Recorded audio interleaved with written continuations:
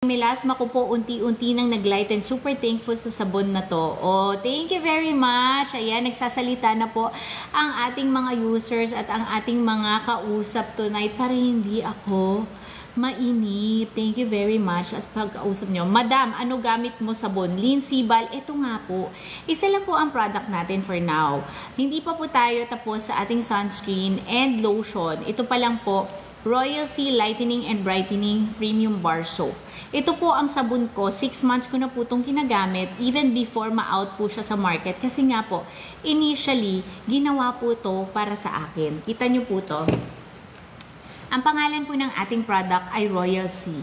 Bakit po siya Royal Sea? Ang ating pong creator, formulator, chemist, CEO at manufacturer ng Royal Sea ay ang pangalan niya po ay Ali. Ayan, nasa harap ko po siya, nagko-computer siya doon. Ali, siya po ang gumawa nito.